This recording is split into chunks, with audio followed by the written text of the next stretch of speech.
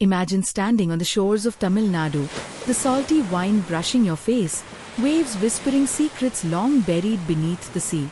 Just beyond the coastline lies something extraordinary. Not a myth, not a legend, but a real city swallowed by the ocean. Poompuhar, once a thriving port and cultural jewel of the ancient Tamil world, it now rests beneath layers of silt, sand, and centuries of silence. But this isn't just a tale of a city lost to time.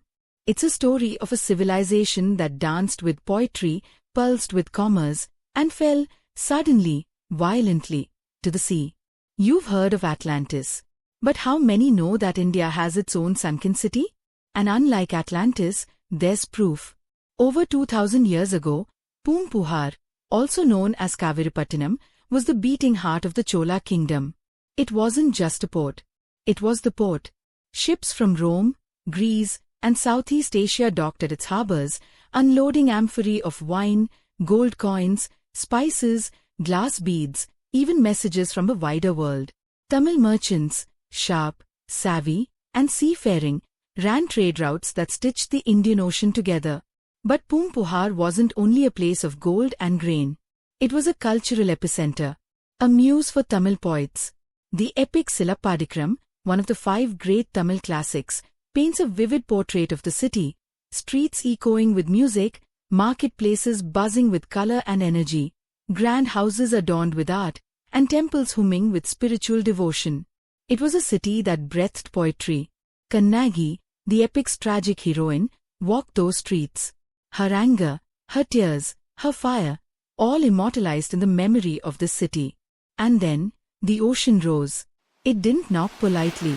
According to ancient Tamil texts and recent marine archaeology, Poompuhar may have been consumed by a sudden catastrophe, possibly a tsunami. Mani Meklai, another Tamil epic, speaks of the city being swallowed by the sea after a great calamity. For centuries, scholars dismissed it as poetic exaggeration. But the ocean has a long memory. In the 20th century, everything changed. A team of marine archaeologists from the National Institute of Oceanography dove into the waters off the Tamil Nadu coast. What they found stunned them: submerged structures, brick walls, ring wells, pottery shards. Evidence of a city that once thrived, now lying beneath the shallow waves, just offshore. Some of the oldest structures dated back to at least 300 BCE, possibly older. The literary myth was now a scientific mystery. Even more fascinating, divers discovered wharf-like platforms and ancient anchor stones, suggesting this wasn't a small fishing village. It was a sophisticated maritime hub. Stone structures, aligned with what ancient texts described, still sat submerged on the ocean floor. Imagine it. The same street Kannagi walked on, now covered by coral and seaweed, echoing only with the sound of currents. But the tragedy of Poompuhar isn't just its destruction, it's our forgetfulness. While ancient Rome and Egypt are celebrated globally, how many textbooks speak of the city that once connected India to the world? How many schoolchildren know that Tamil Nadu was home to a maritime power long before colonial ships ever appeared on the horizon? And here's where the plot thickens. Scientists believe that the city may not have been lost to a tsunami alone. Some point to massive shifts in river flow. The Kaveri's changing course may have weakened the soil, causing parts of the city to collapse and wash away. Others suggest a series of natural disasters that slowly pushed the shoreline back. And some speculate, was Poompuhar one of several lost cities that once dotted India's ancient coast? Every dive into the sea brings more questions. Could parts of the Chola Navy have been based here? Was Poompuhar the real source of Sangmera wealth and literature? And what else lies undiscovered beneath the sediment? Even the architecture tells a tale. The submerged remains suggest a structured city layout, planned like an ancient grid. The Tamil kings were not only poets and warriors. They were planners, visionaries. You can still see echoes of this brilliance in modern Tamil Nadu, in its temple cities, in its enduring language, in its unmatched sense of cultural identity.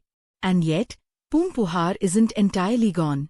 The modern town that bears its name still stands, a quiet coastal village where fishermen cast their nets, perhaps unaware they sail above a forgotten world.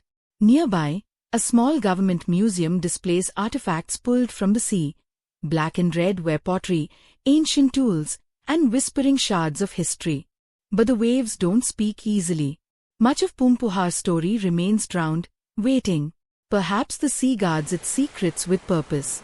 Perhaps it challenges us to listen more closely, not just with ears, but with imagination and respect. Because history doesn't always shout. Sometimes, it murmurs from the ocean floor. Poompuhar is not just a ruin.